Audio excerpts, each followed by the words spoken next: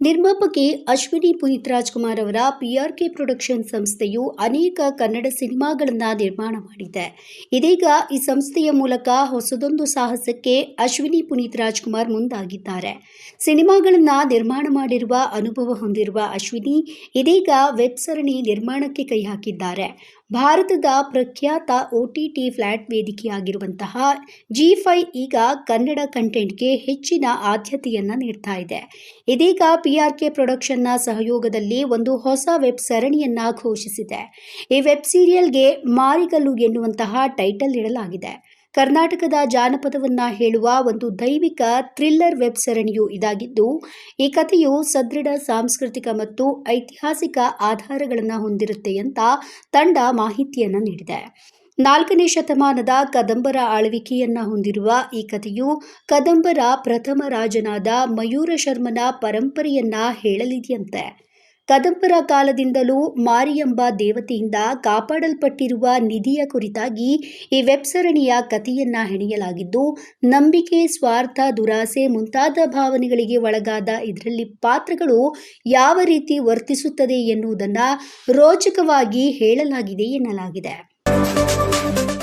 ಹೊಂಬಾಳೆ ನಿರ್ಮಿಸಿ Rishabh Shetty ನಿರ್ದೇಶಿಸಿ ನಟಿಸಿರುವ Kantara chapter 1 cinema ಕೆಲವೇ ದಿನಗಳಲ್ಲಿ ಬಿಡುಗಡೆಯಾಗಲಿಕ್ಕಿದೆ. ಸಿನಿಮಾವನ್ನ ಪ್ಯಾನ್ ಇಂಡಿಯಾ ಮಟ್ಟದಲ್ಲಿ ಮಾತ್ರವಲ್ಲ, ಪ್ಯಾನ್ ವರ್ಲ್ಡ್ ಲೆವೆಲ್ ಅಲ್ಲೂ ಕೂಡ ಬಿಡುಗಡೆ ಮಾಡಲು ಹೊಂಬಾಳೆ ಮುಂದಾಗಿದೆ. ಕನ್ನಡ ಸಿನಿಮಾಗಳು ಹಿಂದೆಂದೂ ಬಿಡುಗಡೆಯಾಗದ ಕೆಲವು ದೇಶಗಳಲ್ಲಿ ಕೂಡ ಕಾಂತಾರ ಚಾಪ್ಟರ್ 1 ಸಿನಿಮಾ ಬಿಡುಗಡೆಯಾಗಲಿಕ್ಕಿದೆ. ಭಾರತದಲ್ಲಿ ಮಾತ್ರವಲ್ಲ, ವಿದೇಶದಲ್ಲೂ ಕೂಡ ಕಾಂತಾರ ಹವಾ ಜೋರಿದ್ದು, ಈಗಾಗಲೇ ಸಿನಿಮಾದ ಪ್ರೀಮಿಯರ್ ಶೋ ದಿನಾಂಕ ನಿಗದಿಯಾಗಿ ಅಡ್ವಾನ್ಸ್ ಬುಕ್ಕಿಂಗ್ ಕೂಡ ಆರಂಭವಾಗಿದೆ. ಭಾರತದ ಸಿನಿಮಾಗಳಿಗೆ, ಅದರಲ್ಲೂ ಕೂಡ ದಕ್ಷಿಣ ಭಾರತದ ಸಿನಿಮಾಗಳಿಗೆ ಉತ್ತರ ಅಮೆರಿಕ ಬಲು ದೊಡ್ಡ ಮಾರುಕಟ್ಟೆ. ನಾರ್ತ್ ಅಮೆರಿಕಾದಲ್ಲಿ ಸಾವಿರಾರು ಭಾರತೀಯ ಕುಟುಂಬಗಳಿದ್ದು, ಇಡೀ ಅಮೆರಿಕಕ್ಕೆ ಹೋಲಿಸಿದ್ರೆ ನಾರ್ತ್ ಅಮೆರಿಕಾದಲ್ಲಿ ಮಾತ್ರವೇ ದಕ್ಷಿಣ ಭಾರತದ ಸಿನಿಮಾಗಳ ಕಲೆಕ್ಷನ್ 3 ಪಟ್ಟು ಹೆಚ್ಚಾಗಿರುತ್ತೆ. ಇದೀಗ ಕಾಂತಾರ ಕೂಡ ನಾರ್ತ್ ಅಮೆರಿಕಾದಲ್ಲಿ ತನ್ನ ತಾಕತ್ತನ್ನ ತೋರಿಸಲು ಸಜ್ಜಾಗಿದೆ. ಉತ್ತರ ಅಮೆರಿಕಾದಲ್ಲಿ ಪ್ರತ್ಯಂಗೀರ್ US ಎಂಬ ಸ್ಥಳೀಯ ಭಾರತೀಯ ಮೂಲದ ಸಂಸ್ಥೆಗೆ ಸಿನಿಮಾದ ವಿತರಣೆ ಹಕ್ಕನ್ನು ನೀಡಲಾಗಿದ್ದು, ಅಕ್ಟೋಬರ್ 1ರಂದೇ ಅಲ್ಲಿ ಕಾಂತಾರ ಚಾಪ್ಟರ್ 1 ಸಿನಿಮಾ ಬಿಡುಗಡೆಯಾಗಲಿಕ್ಕಿದೆ. ಅಕ್ಟೋಬರ್ 1ರಂದು ಕಾಂತಾರ ಚಾಪ್ಟರ್ 1 ಸಿನಿಮಾದ ಪ್ರೀಮಿಯರ್ ಶೋ ಪ್ರದರ್ಶನಗೊಳ್ಳಲಿದ್ದು, ಸಿನಿಮಾದ ಅಡ್ವಾನ್ಸ್ ಬುಕ್ಕಿಂಗ್ ಕೂಡ ಆರಂಭವಾಗಿದೆ. ರಾಕಿಂಗ್ ಸ್ಟಾರ್ ಯಶ್ ಅವರು ಇಷ್ಟು ದಿನ ಮುಂಬೈಯಲ್ಲಿದ್ದರು. ಮುಂಬೈನಲ್ಲಿ ಹಾಕಲಾದಂತಹ ಸೆಟ್ಗಳಲ್ಲಿ ಟಾಕ್ಸಿಕ್ ಸಿನಿಮಾ ಶೂಟ್ ಮಾಡಿದ್ರು. ಇದಕ್ಕಾಗಿ ಬಾಲಿವುಡ್ ಆಕ್ಷನ್ ಡೈರೆಕ್ಟರ್ ಕೂಡ ಬಂದಿದ್ರು. ಮುಂಬೈನಲ್ಲಿ ಸಾಕಷ್ಟು ಆಕ್ಷನ್ ದೃಶ್ಯಗಳನ್ನು ಶೂಟ್ ಮಾಡಲಾಗಿದೆ ಅಂತ ಹೇಳಲಾಗ್ತಾ ಇದೆ. ಈಗ ಯಶ್ ಅವರು ನೇರವಾಗಿ ಲಂಡನ್ಗೆ ಹಾರಿದ್ದಾರೆ. ಅವರು ದೊಡ್ಡ ಕೊಲಾಬರೇಷನ್ ಅನ್ನ ಮಾಡಿಕೊಳ್ಳಲು ತೆರಳಿದ್ದಾರೆ ಎನ್ನಲಾಗಿದೆ.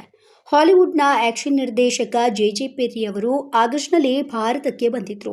ಅವರು Fast and Furious, John Wick, Day Shift ರೀತಿಯ ಸಿನಿಮಾಗಳಿಗೆ ಫೈಟ್ ಕೊಟ್ಟಿದ್ದಾರೆ. ಅವರು ಕನ್ನಡ ಚಿತ್ರರಂಗಕ್ಕಾಗಿ ಆಗಮಿಸಿದ್ರು. ಮುಂಬೈನಲ್ಲಿ ಕಳೆದ 1 ತಿಂಗಳಿನಿಂದ ಅವರು ನೆಲೆಸಿದ್ರು. ಸಿನಿಮಾದಲ್ಲಿನ ಆಕ್ಷನ್ ದೃಶ್ಯಗಳನ್ನ ಅವರೇ ನಿರ್ದೇಶಿಸಿದ್ದಾರೆ. ಈಗ ಈ ಸ್ಕೆಡ್ಯೂಲ್ ಮುಗಿದಿದೆ. ಹೀಗಿರುವಾಗಲೇ ಯಶ್ ಅವರು ಮುಂಬೈನಿಂದ ಲಂಡನ್ಗೆ ತೆರಳಿದ್ದಾರೆ. ಎಲ್ಲರಿಗೂ ಗೊತ್ತಿರುವಂತೆ ಟಾಕ್ಸಿಕ್ ಸಿನಿಮಾ ಕನ್ನಡ ಮತ್ತು ಇಂಗ್ಲಿಷ್ನಲ್ಲಿ ಏಕಕಾಲಕ್ಕೆ ಶೂಟ್ ಆಗ್ತಾ ಇದೆ. ಉಳಿದ ಭಾಷೆಗಳಿಗೆ ಸಿನಿಮಾವನ್ನ ಡಬ್ ಮಾಡಲಾಗ್ತಾ ಇದೆ. ಈಗ ಯಶ್ ಲಂಡನ್ಗೆ ತೆರಳಿ ಅಲ್ಲಿರೋ ಸಿನಿಮಾ ನಿರ್ಮಾಣ ಸಂಸ್ಥೆಗಳ ಜೊತೆಗೆ ಸಿನಿಮಾ ಹಂಚಿಕೆಯ ಬಗ್ಗೆ ಮಾತುಕತೆಯನ್ನ ನಡೆಸಲಿದ್ದಾರೆ ಎನ್ನಲಾಗ್ತಾ ಇದೆ. ಈ ಮೂಲಕ ಚಿತ್ರವನ್ನ ವಿಶ್ವಮಟ್ಟದಲ್ಲಿ ರಿಲೀಸ್ ಮಾಡಲು ಈ ಮಾತುಕತೆ ತುಂಬಾನೇ ಪ್ರಾಮುಖ್ಯತೆಯನ್ನ ಪಡೆದುಕೊಂಡಿದೆ.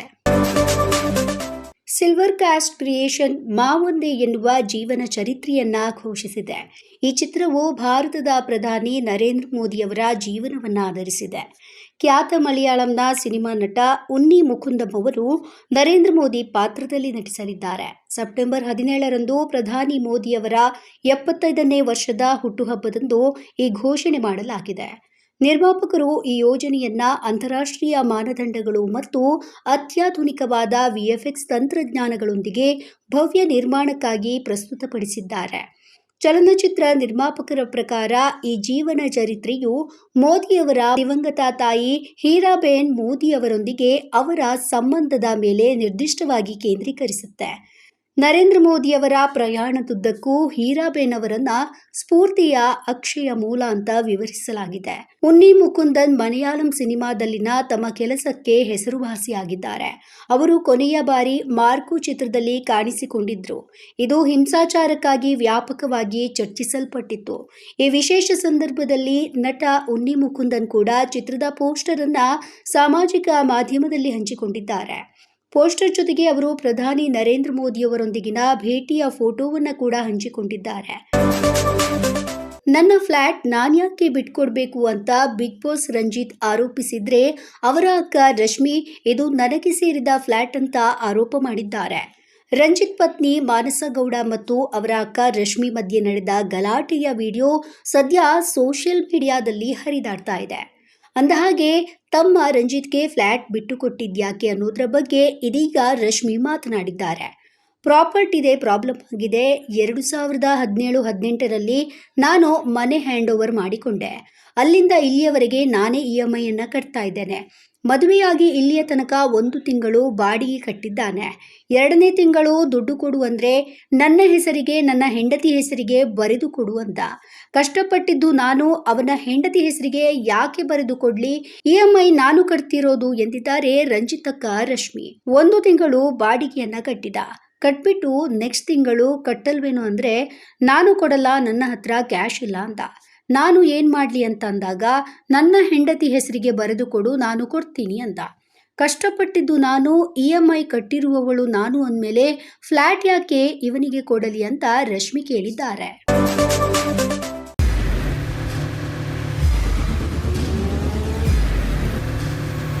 ಪ್ರಜಾಮಾರ್ಗ ನ್ಯೂಸ್, ಇದು ಜನಸಾಮಾನ್ಯರ ಧ್ವನಿ. ನಮಸ್ಕಾರ. ನೀವು ನೋಡ್ತಾ ಇದ್ದೀರಾ ಪ್ರಜಾಮಾರ್ಗ ನ್ಯೂಸ್. ರಾಷ್ಟ್ರದ ರಾಜ್ಯದ ರಾಜಕೀಯದ ಬಗ್ಗೆ ಹೆಚ್ಚಿನ ಸಿನಿಮಾ ಅಪ್ಡೇಟ್ಗಳಿಗಾಗಿ ಫಸ್ಟ್ ಲೈಕ್ ಮಾಡಿ, ಸಬ್ಸ್ಕ್ರೈಬ್ ಆಗಿ, ಹಾಗೆ ಫಾಲೋ ಕೂಡ ಮಾಡಬೇಕು.